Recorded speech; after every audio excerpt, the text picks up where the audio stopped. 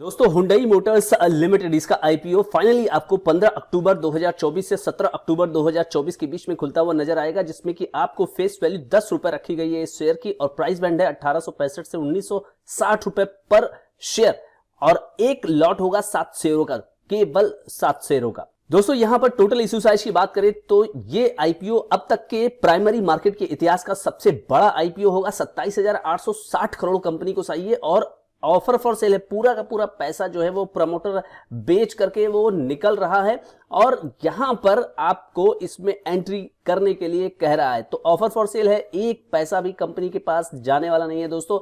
27,860 करोड़ रुपए। Employee discount यहां पे मिल रहा है 186 रुपए। दोस्तों क्यूआईबी कैटेगरी के शेयर की बात करें तो यहां 50% इन लोगों के लिए आरक्षित किया गया है, रिटेल निवेशकों के लिए 35% और एनआईआई एचएनआई कैटेगरी के लिए 15% शेयर रिजर्व रखे गए हैं। दोस्तों एंकर निवेशकों के लिए 14 अक्टूबर की डेट फाइनल की गई है और उनको ये शेयर्स दिए जाएंगे। एंकर का पोर्शन है, साइज है 8,315 करोड़ और इनका जो लॉक इन होगा फर्स्ट 30 डेज में 50% और 90 डेज में पूरा का पूरा जो है ये बेच सकेंगे और ये डेट होगी 17 नवंबर 30 डेज 50% के लिए और 16 जनवरी 90 डेज के लिए। तो बेसिस ऑफ अलॉटमेंट फाइनल होगा 18 अक्टूबर को। इनिशिएशन ऑफ रिफंड, अगर आपको ये शेयर नहीं मिलेगा तो 21 अक्टूबर को आपको रिफंड हो जाएगा और क्रेडिट होगा आपके डीमैट अकाउंट में 21 तारीख को, 21 अक्टूबर को।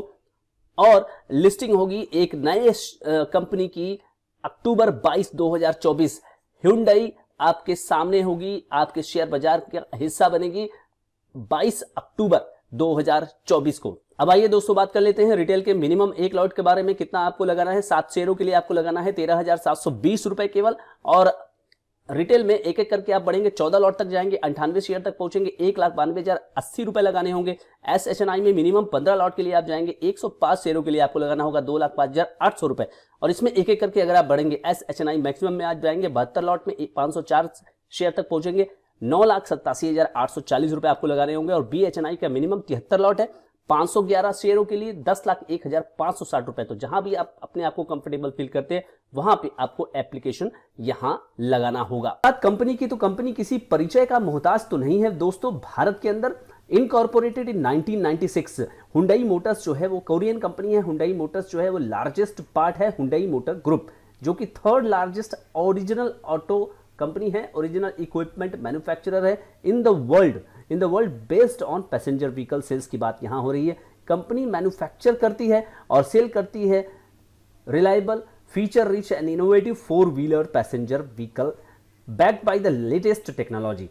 Company also manufactures parts such as transmission और engine. दोस्तों मोबिलिटी सोल्यूशन कंपनी प्रोवाइड करती है, operating network of 1366 sales point and 1550 sale service point across India. और March 31, 2024 company had sold nearly 12 million passenger vehicle. 12 million passenger vehicle company अब तक sale कर चुकी है। Company manufacture and sales four wheeler passenger vehicle including models such as sedans, hatchback, SUV, EV. ये friends sedan, hatchback, SUV और EV ये categories होती हैं कार की, जिसमें अलग अलग मॉडल कंपनी के पास है, जैसे Grand i10, Nios, i20 N Line, Aura, Elantra, Venue और Venue N Line, Verna, Creta N Line, Alcazar, Tucson and all EV SUV ये हो गया आपके पास। और कंपनी के पास हैं 363 dealers for distribution and sales in India. Company का जो प्लांट है दोस्तों वो चेन्नई के पास है और जहां से कंपनी फुल रेंज के व्हीकल जो है वो बना सकती है और कंपनी एक्सपोर्ट करती है यहीं से अफ्रीका में, मिडिल ईस्ट में, बांग्लादेश, नेपाल, भूटान और श्रीलंका में। यानी कि इंडिया का बाजार कंपनी के लिए काफी ज्यादा स्ट्रांग और साथ ही साथ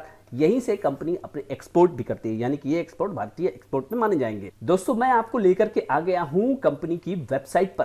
कंपनी की वेबसाइट पे आप देखिए अलग अलग जो है आपको यहाँ कैटेगरी दिखाई दे रही है। एसयूवी में देखिए ये सारी गाड़ियां आपको नजर आ रही हैं। ये इससे मैं आपको कन्वर्ट करता हूँ। ये गाड़ी है आपकी और ये रही काइजर और वेन्यू एनलाइन, क्रेटल एनलाइन, टक्सन। तो इसी तरह से आप सेडान की बात करेंगे तो औरा है सेडान में और उसके बाद आप जाएंगे ऑल न्यू हुंडई वेरना, तो ये दो हो गए।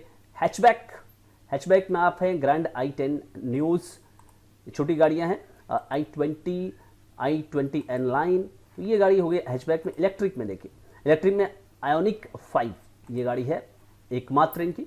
दोस्तों फिलहाल बात कर लेते हैं कंपनी की फाइनेंशियल परफॉर्मेंस की, जो कंपनी ने 2021 से डीआरएसपी में दिया हुआ है और 31 दिसंबर 2023 को तक का उसका यहाँ पर कवरेज है। 31 मार्च 2021 26,000 करोड़ रुपए के एसेट्स, फिर उसके बाद 28,000 करोड़, दिन 34,000 करोड़ और 31 दिसंबर 2023 32,000 करोड़।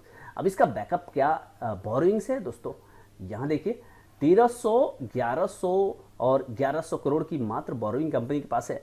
तो इतने छोटे बोरोइंग के बाद एसेट्स कमेंडेबल यहां पर कंपनी ने बना के रखे हुए हैं। Revenue 40,000 crore plus, then 47,000 61,000 crore, और प्रॉफिट आफ्टर टैक्स की बात करेंगे 1881, 2901, देन 4709। यहाँ ईयर और ईयर की ही मैं बात करूंगा।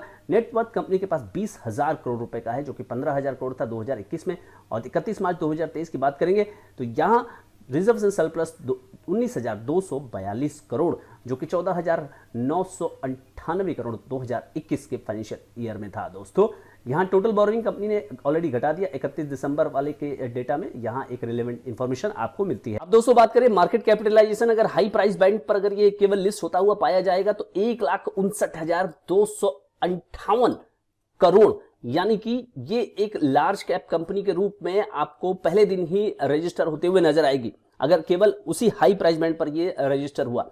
और आरओसी की बात करें तो 13.69, रिटर्न ऑन नेटवर्थ हो गया आपका 12% और प्राइस टू बुक 14, काफी ज्यादा ये महंगा है। दोस्तों बात करें ईपीएस की तो फिलहाल ईपीएस रखा गया है 73 रुपए, और पी की बात करें प्राइस टू अर्निंग की तो वो 26 रखा गया है। दोस्तों अगर बात करें ईपीएस की और उसके करस्पॉन्डिंग्स आप देखिए पीई की, तो यहाँ पे हुंडई का जो है 74 के ईपीएस पे 26 पीई मांगा गया है, और प्राइस टू बुक वैल्यू यहाँ पे 14 यानी 15 के आसपास है। और मारुति की बात करेंगे तो यहाँ ईपीएस अगर आप देखेंगे तो 420 के आसपास है, और 29 का यहाँ पर पीई चल रहा है, और 4.63 price to book value ratio है। दो और कंपनियों को आप देखिए 81 ईपीएस पर यहाँ 11 का पीई चल रहा है और 4.21 price to book value ratio है, और महिंद्रा एंड महिंद्रा का 100 है ईपीएस और 29 के पी पर चल रहा है, और 5 का यहां पर ये चल रहा है प्राइस टू बुक वैल्यू। दोस्तों इस पैसे का कंपनी क्या करेगी, सिंस ये ओएफएस है, ओएफएस यानी कि ऑफर फॉर सेल, ये पूरा का पूरा पैसा जो है प्रमोटर लेकर के जाएंगे और अपनी जेब में रखेंगे। तो दोस्तों हुंडई मोटर्स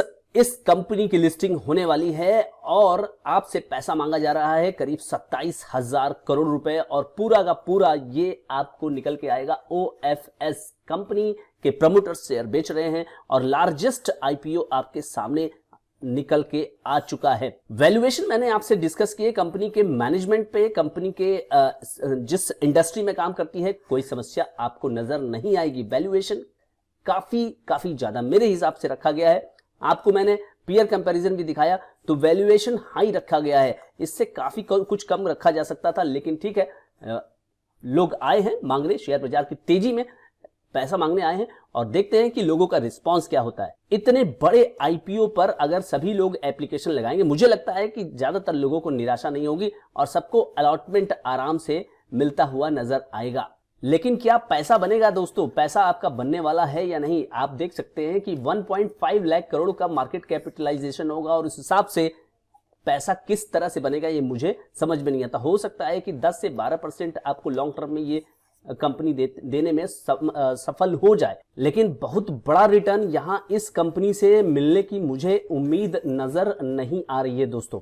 लॉन्ग टर्म की बात मैं कर रहा हूं। लिस्टिंग गेन तो आजकल कुछ भी कंपनी आती हैं, छोटी मोटी कंपनी आती हैं, लिस्टिंग गेन थोड़ा हो ही जाता है, ठीक है। अगर लिस्टिंग गेन के लिए जा रहे हैं तो थोड़ा सा जो है वो आप जीएमपी ट्रेंड भी देखिएगा, और फिलहाल जो जीएमपी ट्रेंड की बात अगर हम करें तो केवल 7% का जीएमपी ट्रेंड चल रहा है। क्योंकि तो दोस्तों फिलहाल अभी टाइम है 15 तारीख का, थोड़ा सा वेट करिए और उसके बाद जीएमपी का ट्रेंड देखिए, और अगर केवल आप लिस्टिंग गेन के लिए लगाना चाहते हैं तो तब तक का वेट करना ही उचित होगा। लेकिन अगर आप लॉन्ग टर्म निवेश के लिए इस शेयर में निवेश करना चाहते हैं तो मुझे लगता है कि ये पहले से ही एक बड़ी कंपनी है, और बड़ी कंपनी में बहुत ज्यादा रिटर्न बनने की संभावना नहीं होती है। जैसे आप एक 10,000 करोड़ की कंपनी में निवेश कर रहे हैं तो 10,000 करोड़ की कंपनी अगर 1 लाख करोड़ की हो जाएगी तो वहां से वो 10 टाइम्स होगा। लेकिन अगर आप ये सोच रहे हैं कि 1.5 लाख करोड़ की कंपनी क्या 15 लाख करोड़ की हो जाएगी, टीसीएस हो जाएगी, तो ऐसा संभव मुझे नहीं लगता। हो सकता है नियर फ्यूचर में तो कुछ भी हो सकता है फ्रेंड्स। तो मुझे लगता है कि ये मेरा व्यू है, मेरा ओपिनियन है। कोई भी एक्शन आपको लेना है तो आपको अपने फाइनेंशियल एडवाइजर से ही संपर्क करके लेना है फ्रेंड्स। आपको ये वीडियो अच्छा लगा तो इस वीडियो को शेयर जरूर करिए। इस वीडियो को लाइक भी करिए ताकि मेरा मोटिवेशन लेवल और बनता रहे।